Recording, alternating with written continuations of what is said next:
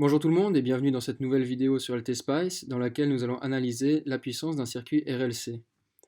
Donc nous allons prendre un circuit RLC que nous allons simuler en AC avec la fonction .AC afin de visualiser la puissance active, réactive et apparente complexe ainsi que le facteur de puissance. Enfin, nous décomposerons aussi la puissance réactive. Tout d'abord, un petit rappel théorique de ce que vous avez vu en cours. Donc la formule de la puissance active, la formule de la puissance réactive, la définition de la puissance apparente, qui est définie comme étant la puissance active sur l'axe réel, et la puissance réactive sur l'axe imaginaire. Enfin, le facteur de puissance, qui est défini comme le cosinus de l'argument de l'impédance, et on remarque que lorsque ce cosinus vaut 1, eh bien, on a que la puissance apparente vaut la puissance active. Voilà le circuit RLC, donc c'est le même circuit que nous avions déjà étudié dans une vidéo précédente. Juste ici, j'ai nommé cette partie 1, celle-ci après l'inductance 2 et après la résistance, je l'appelais 3. Nous allons faire donc un balayage de fréquence avec la fonction .AC avec 100 mesures par décade et les deux bornes donc, de fréquence sont de 1 Hz jusqu'à 10 MHz. La source de tension donc, pour la mesure avec le point AC a été définie avec une amplitude de 20 volts. Juste avant de parler de puissance, j'aimerais juste attirer votre attention sur quelque chose. J'ai lancé la simulation et je vais mesurer la tension en entrée. Et on remarque qu'elle vaut 20 volts. Donc en fait, comme on a défini ce signal avec une amplitude de 20, eh bien, ce qui est donné ici, c'est une valeur crête. Donc maintenant, nous allons passer à l'analyse de puissance. Donc je vais mettre le circuit comme ça, jusqu'on ait cette partie. Je vais toujours voir cette partie.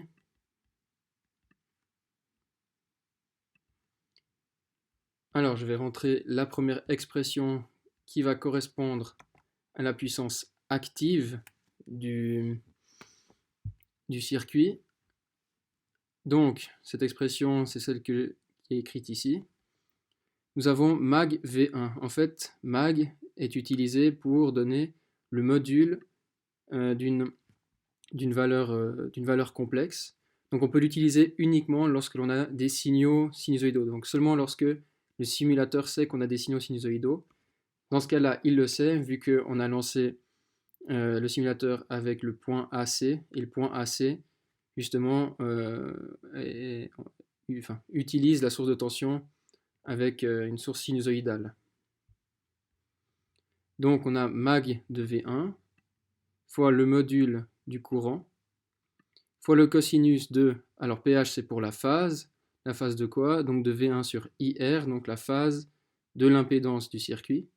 Et attention, on divise par 2 car ces deux modules de U et I sont des valeurs crêtes, et donc on doit chacune les diviser par racine de 2 pour avoir la valeur efficace, vu que dans la théorie, ces deux valeurs sont des valeurs efficaces.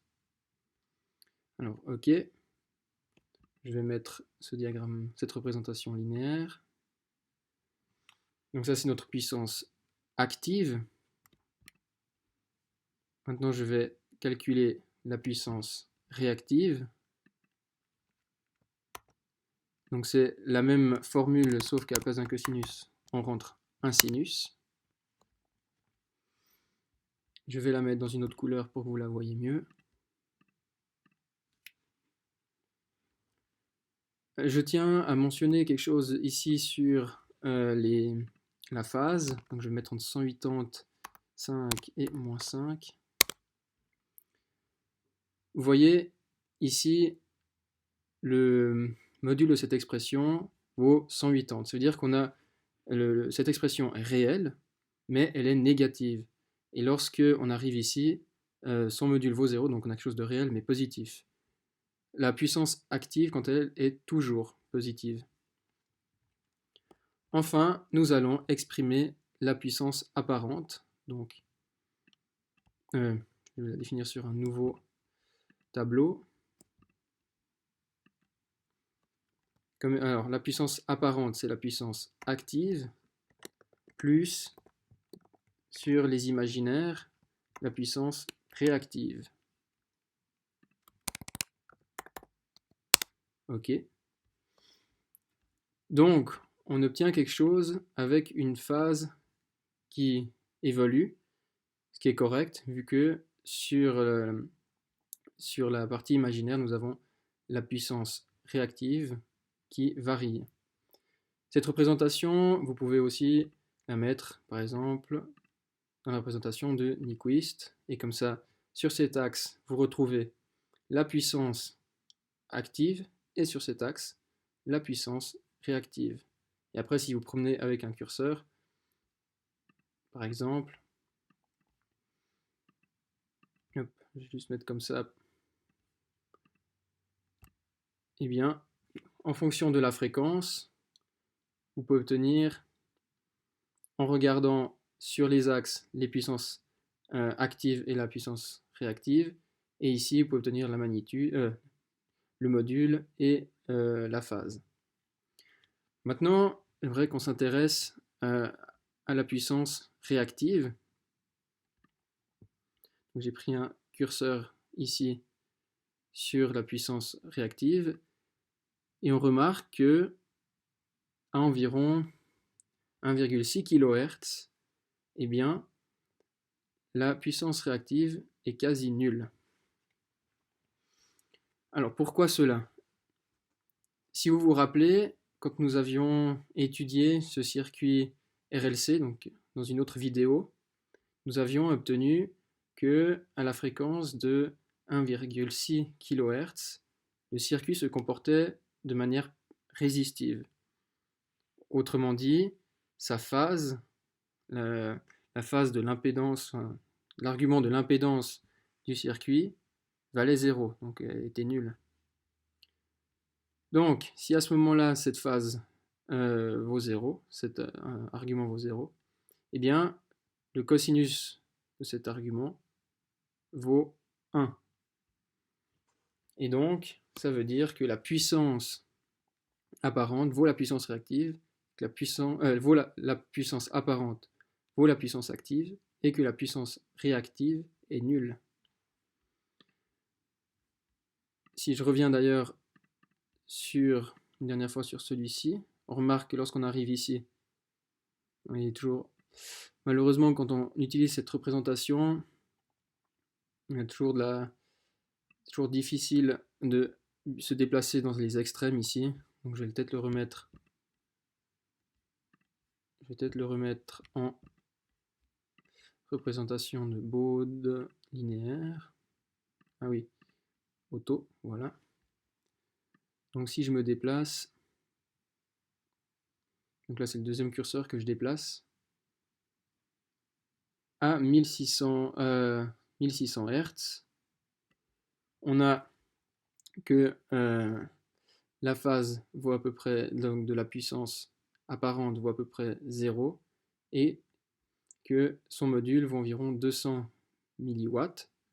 Si maintenant je mets un curseur sur la puissance active, donc c'est le curseur numéro 1, et je déplace à cette fréquence, on voit que les deux sont plus ou moins égaux.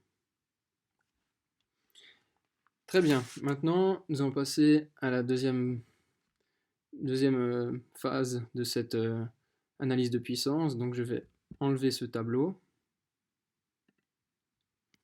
en ajouter un nouveau sur lequel je vais afficher premièrement la puissance dissipée dans l'inductance. Donc petite chose, la résistance va dissiper uniquement de la puissance active, tandis que la puissance réactive va être dissipée uniquement par l'inductance et la capacité. Donc les deux vont se partager la puissance réactive.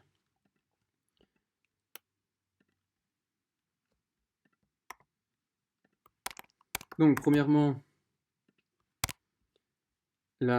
disons, on va afficher, disons, premièrement la puissance réactive dissipée par la capacité. Donc on va faire 3. C'est V3 moins, disons, le courant dans la capacité. Donc c'est V3 ici.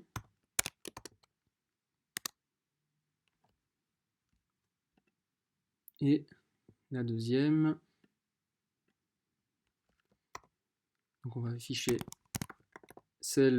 la puissance réactive dissipée par l'inductance.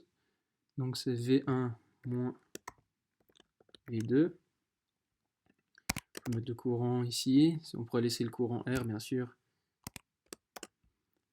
Et c'est la phase de ici V1 moins V2 divisé par le courant.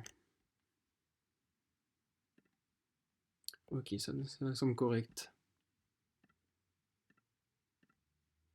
Et je vais juste encore ajouter un dernier tableau pour le courant du circuit. Ok, voilà, on est prêt. Ainsi, on peut déjà remarquer que la superposition de la puissance dissipée dans la capacité et de la puissance dissipée dans l'inductance donne la puissance réactive. Donc ce principe fonctionne. Enfin, on peut le remarquer comme ça de manière expérimentale. Maintenant, on peut faire une autre analyse. On sait que en basse fréquence, la capacité se comporte comme un circuit ouvert et en haute fréquence comme un court-circuit, tandis que l'inductance, elle se comporte en basse fréquence comme un court-circuit et en haute fréquence comme un circuit ouvert. Ça, si jamais vous pouvez le remarquer, si vous prenez ces formules ici, vous utilisez U égale, vous utilisez les deux formules là, et si vous faites U égale ZI, donc vous fixez par exemple la tension sur l'inductance, et qu'après vous faites varier oméga, ben, vous allez pouvoir observer ça. Juste pour faire un exemple, on prend U égale oméga L fois I, en termes de module, disons. À ce moment-là, si oméga tend vers 0, alors I devra être fort pour compenser cette faible impédance. Et donc, si I est fort, ça veut dire que elle se comporte en basse fréquence comme un court-circuit. Vous pouvez refaire cette même logique pour déduire les autres choses que je vous ai dites avant. Donc si on revient à notre analyse ici, dans les extrémités, eh bien, on a à gauche, dans les basses fréquences, la capacité qui se comporte comme un circuit ouvert, donc il y aura peu de courant, et donc peu de puissance pour être dissipée dans le circuit.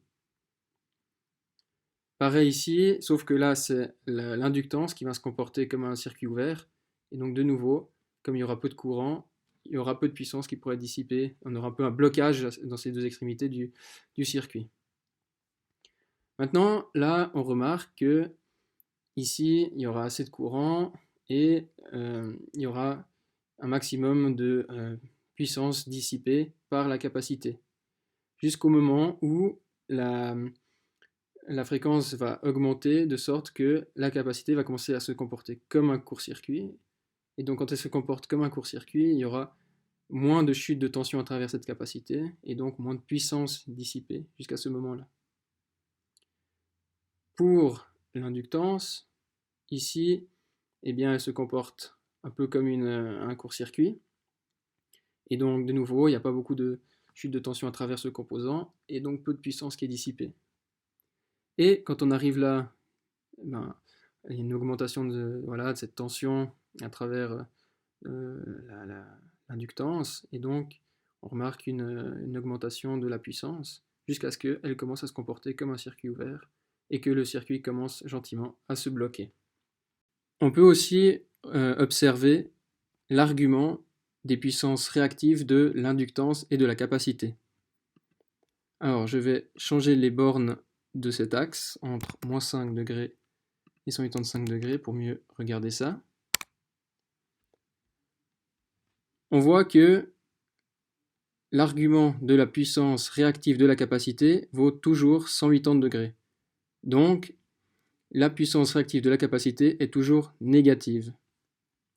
Ici, si on regarde la puissance réactive de l'inductance, son argument vaut toujours 0. Donc, la puissance réactive de l'inductance est toujours positive. Et c'est pour cette raison que on peut compenser la puissance réactive de ces deux éléments et dans notre circuit avoir ici la puissance réactive totale qui vaut 0. Voilà, donc c'était tout ce que je voulais vous dire sur l'analyse de puissance d'un circuit RLC, et je vous souhaite à tous et à toutes une bonne journée.